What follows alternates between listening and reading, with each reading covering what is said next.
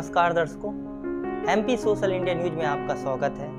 आज हम परीक्षा के संवाद कार्यक्रम में आपके बीच देश की जानी मानी पहचानी ऐसी शख्सियत को लेकर आए हैं जिनके जीवन के व्यक्तित्व से हम अनुसरण करें तो अपने जीवन में बहुत कुछ बदलाव कर सकते हैं। हम उन शख्सियत से आपको सीधे रूबरू कराते हैं। चलिए देखिए हमारी यह पूरी स्टोरी।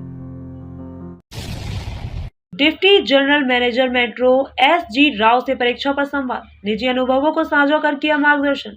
महाराष्ट्र नागपुर मेट्रो के डिप्टी जनरल मैनेजर हैं। शैक्षणिक योग्यता में MBA और LLB है। पारिवारिक सहयोग से रहा यहां तक का सफर। नमस्कार दर्शकों, MP सोशल इंडिया न्यूज के परीक्षा पर संवाद कार्यक्रम में आज हम आपके बीच ऐसी शख्सियत को लेकर आए हैं जो वर्तमान में महाराष्ट्र राज्य के नागपुर मेट्रो ट्रेन डिवीजन के डिप्टी जनरल मैनेजर के रूप में कमान संभाल रहे हैं। जी हाँ, हम बात कर रहे हैं S.G. राव सर की। विशाखापट्टनम के एक छोटे से कस्बे से निकाला एक संघर्षीय जीवन के बाद आज एक सफल व्यक्तित्व के साथ इस मुकाम पर है कि वह आज सर्व समाज के लिए किसी मिसाल से कम नहीं है। अशिक्षित पारिवारिक वैचारिकता से निकलकर अपने आप को साबित करना किसी चुनौती से कम नहीं है। जीवन के उस समय को हम भी महसूस कर सकते हैं जब 90 के दशक में रहकर आज इस काबिल बनना बहुत बड़ी बात है। हमारे MP सोशल इंडिया न्यूज के परीक्षा पर संवाद कार्यक्रम में अपने निजी अनुभव एवं संघर्षीय जीवन के पहलुओं पर चैनल हेड आशीष राय ने सीधा संवाद किया। आइए सुनाते हैं उन्होंने क्या कुछ कहा। नमस्कार दर्शकों, सोशल इंडिया न्यूज के परीक्षा के संवाद कार्यक्रम में आज हम आपके बीच में एक ऐसी शख्सियत को लेकर आए हैं जो कि नागपुर डिवीजन से डिप्टी जनरल मैनेजर मेट्रो जो ट्रेन है उसके डिप्टी मैनेजर के रूप में अपने पदभार को संभाल रहे हैं। हम आपके लिए सीधा सीधा रूबरू कराते हैं S.G. राव सर से। सर जी, सोशल इंडिया न्यूज में आपका स्वागत है सर। हाँ जी, नमस्कार जी। सर जी, हमारा परीक्षा का संवाद कार्यक्रम में हम आपसे रूबरू होना चाहते हैं। हम अभिभावक आपसे रूबरू होना चाहते हैं, साथ ही साथ में वो तमाम स्टूडेंट जो एक परीक्षा के अभिलाषी विद्यार्थी हैं सर। सर जी, सबसे पहले क्वेश्चन आपसे यही रहेगा कि आज आप इस मुकाम पर हैं, डिप्टी जनरल मैनेजर मेट्रो जो नागपुर से हैं। सर, आप इस मुकाम पर कैसे पहुंचे? साथ साथ आप विद्यार्थियों के लिए प्रेरक के एक प्रेरणा स्रोत हैं। सर, आपका विद्यार्थी कैसा अनुसरण करें? हम लोग ने जैसा एक 10th स्टैंडर्ड के बाद एग्जाम हुआ करता था पहले रेलवे में, PCRC करके एक एग्जाम था जी सर। वो RRB कंडक्ट करता था, तो वो एग्जाम हम लोगों ने दिया था जी सर। तो उसके बाद 2 साल का ट्रेनिंग था। उसके बाद हम लोग को रेलवे में जॉब मिला पहले जी सर। फिर रेलवे में ज्वाइन होने के बाद बहुत सारे प्रमोशन के एग्जाम्स होते हैं जी सर। वो एग्जाम क्लियर करके आप ऑफिसर बन सकते हैं और थोड़ा मेहनत करना पड़ेगा सिंसियरली। जी सर। वो एग्जाम क्वालिफाई करते हैं जी सर। वो जैसे ही करते हैं उसके बाद समय अनुसार प्रमोशन ऐसे मिलते जाते हैं, तो जी इस सर। हिसाब से आज यहाँ तक पहुँचा है। जी सर। जी सर, बेसिकली आप विशाखापट्टनम से हैं, आपने MBA किया है, LLB किया है। सर, आपने इतनी चुनौतियों का सामना किया है, सफर आपका कैसा रहा है ताकि युवा आपसे इनको प्रेरणा ले सके? जी, जब हम लोग ज्वाइन हुए थे तब हम लोग ने केवल 12th किया था, RRB जो एग्जाम हुआ था जी सर। स्टैंडर्ड किया था। उसके बाद फिर ग्रेजुएशन जैसा नौकरी करते थे उसके साथ अपना ग्रेजुएशन किया जी। वो इग्नू से किया था, तो जी। वो खत्म होने के बाद फिर जैसे ही नौकरी भी करते थे फिर पढ़ाई भी आगे अपना जारी रखा। फिर ऐसा लगा कि हमें और आगे पढ़ना चाहिए, तो उसी इसमें हमने फिर MBA किया जी। और जैसे ऐसा इच्छा हुई कि LLB भी करना चाहिए तो उसका भी एंट्रेंस वगैरह देके क्वालिफाई किया, फिर LLB भी अपना पूरा किया ताकि हमको अपने जो भी कार्य पे हम हैं जो भी काम करते हैं उसे और बेहतर तरीके से कर सकें। जी सर, बहुत बड़ी बात आपने बोली कि मैं 12th के बाद से ही आपने लक्ष्य का निर्धारण कर लिया था। बहुत कम बिल्ले लोग होते हैं सर कि उनका माइंड सेटअप ही नहीं होता कि आज के हम समय देख रहे हैं कि बच्चे लोग कई विभिन्नता के कोर्स में दिमाग लगाते हैं, ध्यान लगाते हैं कि 10वीं के बाद क्या लेना, 12वीं के बाद क्या सोचना है। सर, आपने स्कूली शिक्षा के समय में लक्ष्य का क्या निर्धारण किया था? आपका मोटो क्या था, क्या फोकस किया था और उस लक्ष्य की प्राप्ति के लिए आपने कैसे कार्य किया सर? एक्चुअली जब हम लोग का स्कूलिंग होता था, हम लोग पढ़ते थे, हम बहुत ही एक छोटे से जगह से बिलोंग करता हूँ। विशाखापट्टनम से लगभग 100 किलोमीटर दूर है, एक छोटा सा गांव था। जी सर। हम लोग की पढ़ाई होती थी, तो बहुत ही छोटा है, तो वहाँ पे कोई ज़्यादा नौकरी के ये नहीं थे, ऑप्शंस नहीं थे। जी तो जो भी फिर आगे पढ़ाई के लिए बाहर ही जाते थे। तो उस समय हम लोग देखते थे कि लोग काफ़ी पढ़ के भी कुछ नहीं, नौकरी मिलता नहीं था, एग्ज़ाम देना रहता था। तो जी फिर उसके लिए सोचा कि भाई कुछ पहले से ही अच्छे से तैयारी करें, जी ताकि हम लोग भी कुछ एग्ज़ाम में अच्छा क्वालिफाई करें, तभी जॉब मिलेगा।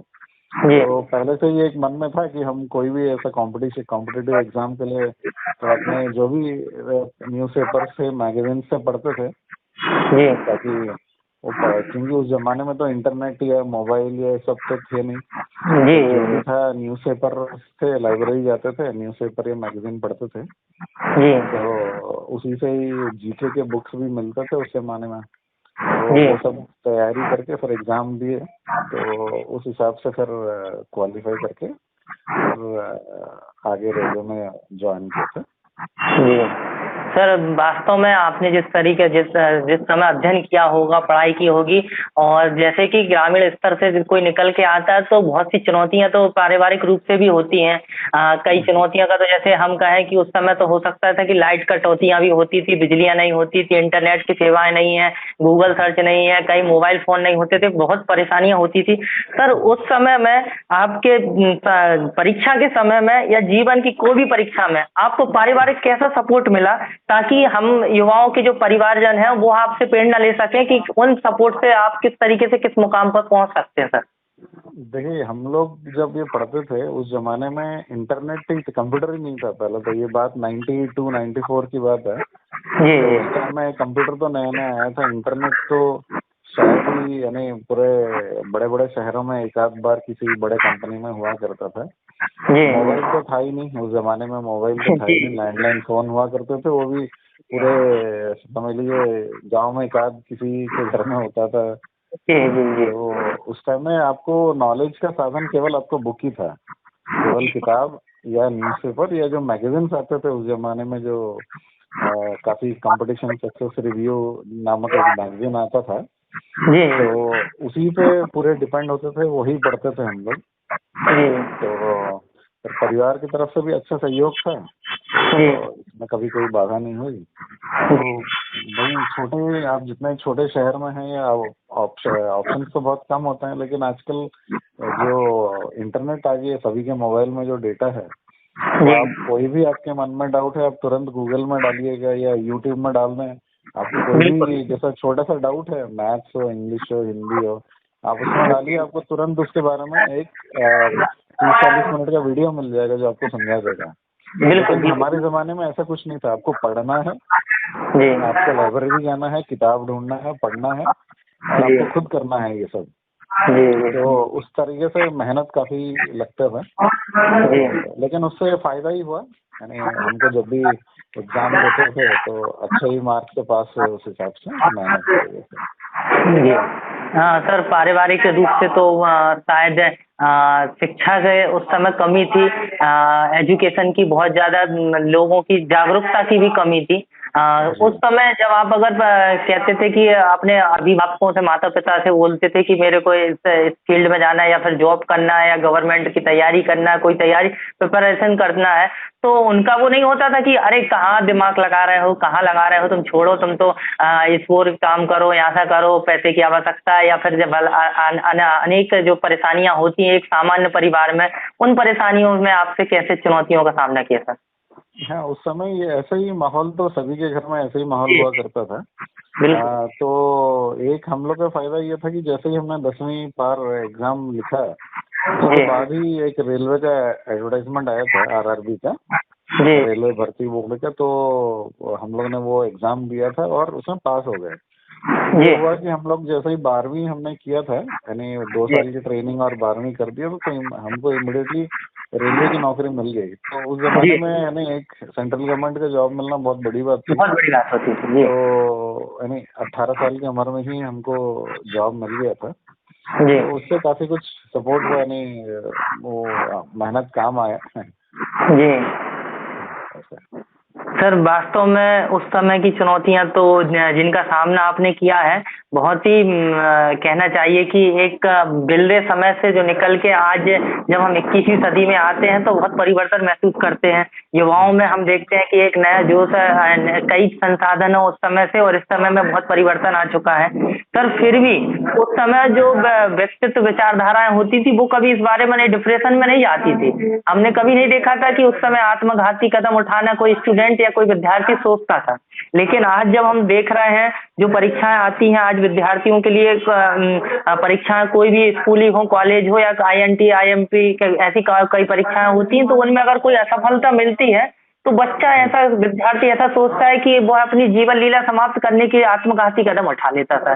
उसके लिए आपका क्या मार्गदर्शन रहेगा सर? नहीं, मैं यही कहूँगा कि ऐसा कभी किसी ने नहीं करना चाहिए, क्योंकि आप अगर एक किसी भी चीज को सोच लेंगे ना कि मुझे ये करना है, तो आप हासिल कर सकते हो। केवल आप अपना उसके प्रति ईमानदारी से कोशिश करें। तो फेलियर जो है एग्जाम ऐसा नहीं कि आप पहली बार में पास हो जाओगे, 2-3 बार में भी फेल भी हो जाए, लेकिन आपने जो मेहनत किया वो एग्जाम के लिए वो खाली नहीं जाएगा।